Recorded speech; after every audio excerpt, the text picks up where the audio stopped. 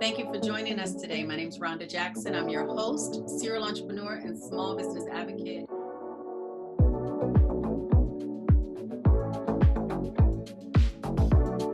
Episode of The Road to Recovery, we have joining us Miss Priscilla Chavez, the Business Development Manager for PCL Construction. Welcome, Priscilla.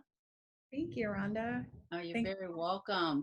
I imagine one of the things that I've found so fascinating is the vast experience that you professionally have in your career development and your own personal passion for us small businesses. So I truly appreciate you taking the time out to share with us today. Thank you for the opportunity. Looking forward to the discussion. Very good. But for those of who don't know you as well as I do you mind introducing yourself and PCL? Sure, yeah. So hi everyone, Priscilla with PCL Construction. We're a large general contractor. We're in Canada, in the US, and have built some pretty amazing facilities here in Southern California, including Staples Center and Wizarding World of Harry Potter, and a couple of other pretty awesome projects. Prior to becoming business development manager at PCL, I helped create PCL's inclusivity program, which is directly tied to supplier diversity and workforce development. And right before that, spent about a decade supporting and working for a small woman-owned business. So definitely know the struggle of small businesses, but also know the capacity of being agile and quick. Yeah. And so I'm really excited to be here. Well, thank you. And then that was the other reason why I selected to be on the show, because you have a purview of both sides. You've seen the city change, you've seen the world change, and some very prominent projects that you worked on. One of the things that I also like to do is I like to ask my guests if they could pick one word to describe the world we're in right now. What word would you use? Growth. Growth would be your word. Okay, say a little bit more, because now I want to ask some more questions. Yeah. What made you pick growth as the word? Yeah, I think I've seen how growth has been really the term defining not just me like personally, Yes. but also me professionally. Okay. And I think it's been about a 3-tier kind of process within growth, Right. which I'm happy to tell you more about. But yeah, it's been for sure for me a season of growth. So let's do that then, because part of the development of entrepreneurs that want to go from emerging to establish and establish to overdrive is some of the leader within, right? Us tapping in. So if you were to quantify the process, or if you were to track like what it took you to transition into growth, where did you start? What was the first step? Yeah, I think I'd classify that first kind of level or that first starting point as like self-reflection. Okay. Okay. So self-reflection and like taking a personal inventory. That could be part of it. Okay. Personal inventory can start with self and looking at not just how am I doing, what am I doing mentally, physically, emotionally, spiritually, how am I taking care of myself Okay. so that I can impact others, Okay. including my business or my community. Right. So as a part of that self-inventory, you probably found out some things that you were really not so good at, and you probably had some other strengths that were highlighted. Can you tell us about inventorying that process or that part of it? Yes, definitely. Michael Jackson's Man in the Mirror seems to define that pretty well. I think we're so good at telling people what they need to do to grow. And I think oftentimes we miss out on the opportunity of knowing really how hard it is to look inward, right? And really kind of think about how flexible am I? How adaptable am I? When quarantine started, I think adapting was the hardest part for me. Okay. I'm out and about, not adapting to being at home, single place, single roof with one person versus getting impacted by the vibes of dozens of people. And so I think it made me realize, as an example, wow, my adapting skills are not that good. I need to unpack that. Yeah, the beautiful thing about you is that you are like the consummate extrovert, right? You not only are, feeding off that energy as you just recently described, but you're also giving that energy out. So how did an extroverted person like yourself, you understood that you needed to do this self-reflection. What'd you do with those lessons that you learned? How did you apply a couple of those lessons, or what was maybe one of the lessons, and then how did you apply it? Yeah, I think knowing that being extroverted is a quality that I have, Mhm. but it's not the only quality that I have. I think it's made me understand that as an individual and as a professional, that there are qualities that maybe are not as pronounced as others. So there is value to being introverted. There is value to pausing. There is value to being still and not talking for once, but Okay, listening, listening. right? And being pensive. So I think for me, what I thought was, oh, that person is meek, or I don't like that quality of being passive, really has now been an opportunity for me to really kind of dive in and lean in into that quality, Okay. uh, and spend time with myself. Um, Wait, you and like Priscilla? You like Priscilla? I do like Priscilla. I do like Priscilla, and I've also noticed there are some things that Priscilla can do better, Okay. right? Which impact who Priscilla is holistically. For Right. sure. So I love that fact that you're even embodying and embracing the self-discovery, that journey that you're on. And it sounds like there's another step that you kind of crossed over into once you learned your lessons, once you did the self-reflection and saw some of your strengths and areas of improvement. So what would be the actionable step? What'd you do with that information? What do you call that step? Yeah, I think after you self reflect and kind of look at the person in the mirror, who am I? What things are important to me? Who do I want to be? Yes. What opportunities? I think the next step is really managing. Okay. So being more self aware. So Yes. how am I showing up? If I want to appreciate being extroverted, but I also want to appreciate the team members that work with me that maybe are not as extroverted, what opinions and biases can I shift and Mhm. really appreciate them for who they are and Yes. meet them where they are? Because I've reflected and I've thought of myself as, wow, these are really great attributes and opportunities and qualities.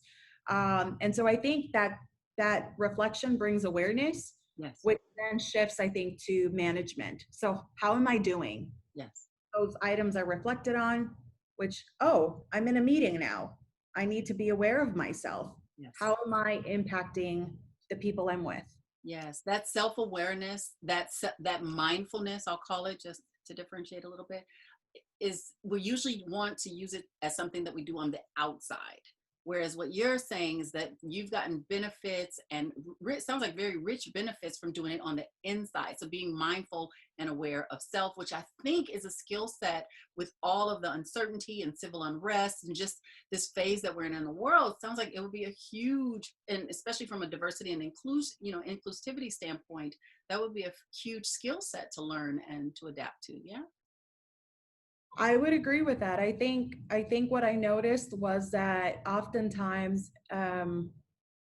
we want to allow and create space for authenticity, but Mhm. oftentimes we don't give ourselves the permission to be authentic. Right. And so what that means is I kind of pivot to be what folks and people need me to be and what I think is going to be beneficial, but there might not be a direct correlation with who I am as an individual, Right. right? And so I think with times of uncertainty, the reality and the realness of who you are definitely will come up to surface. Okay.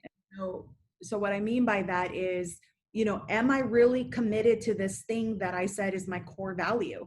When the layers are pulled, when no one is looking, when times are uncertain, am I still founded on or anchored on that thing or Yes. that belief? And you can't do that unless you've actually had spent some time, I think, reflecting on the why Yes. and, and holding yourself accountable um, Okay, on that. wait a minute, because now we've moved to something, because now you've shifted on me, right? You told me I needed to reflect. I'm self managing that and I'm taking that inventory in. But now you've mentioned accountability. And what I hear you beginning to describe is that's not accountability to others, but sounded like it's accountability to you. Yes? Absolutely. Okay. Absolutely. So three things.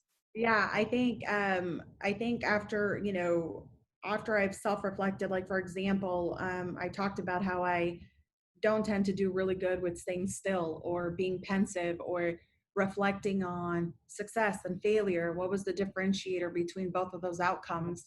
Uh-huh. Um, as I start as I start coming back to work and spending less time at home, how am I pausing to still take those moments of stillness?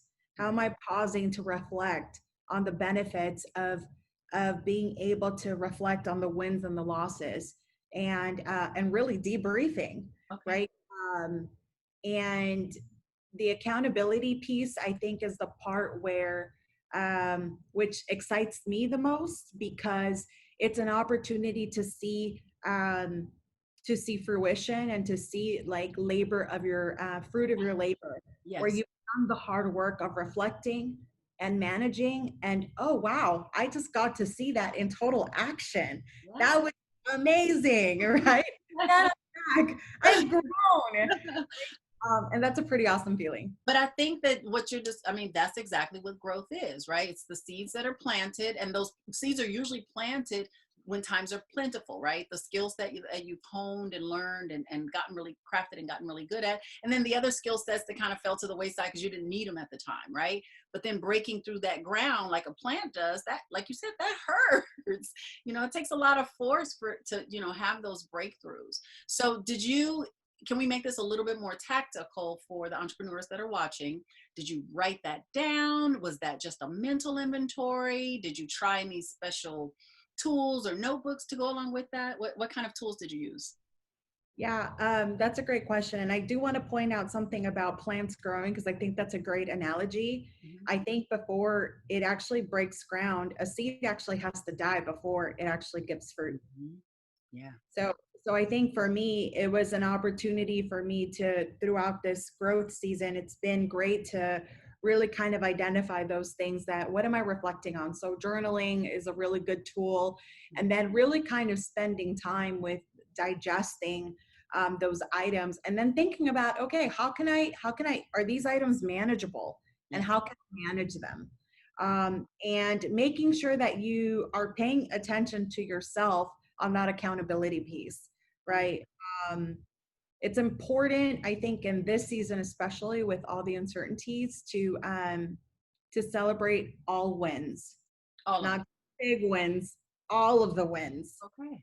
We All right. need that to keep our head in the game. We need that to remain hopeful.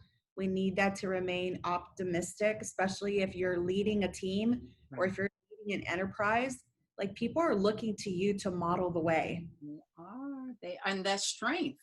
So for you, and I think that's the other really valuable thing about what you're sharing today about growth, is that because entrepreneurs, individuals of influence, industry experts, we tend to be givers, right? I think in one of the other episodes, Heather called it a go giver. And you can only give when there's something in there. And so making those self deposits, making sure there are deposits, whether it's you giving them or your loved ones or husband or spouse or whomever, but making sure that those deposits are there. So when you go to make those withdrawals are coming from a place of strength. And that's how you can lead in the manner that you're describing, where people are looking to you as a resource, but not from a dry well, right? Not from a dry well.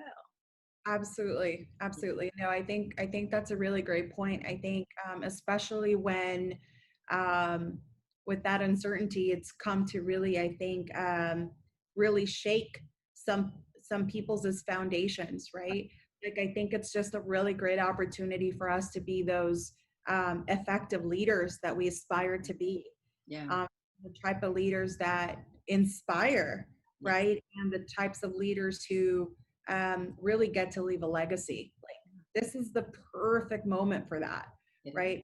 And so I love that idea of like investing yourself so that you have enough equity to Mhm. give to others. Yeah, So you I think do. that's a great analogy. And you are, Priscilla, first of all, again, thank you so much for being a guest, but you are one of the living legacies of what that looks like. And we can only continue to wish you more success and ask that if you need any of those deposits, if, the road to recovery can be a resource to you, because you most certainly have been one to us, that you would, lean on us for that in this community. So thank you. Thank you very much. All right. Hope we can invite you back soon. Yes, thank you, Rhonda, and thank you for all those that tuned in. Really appreciate it.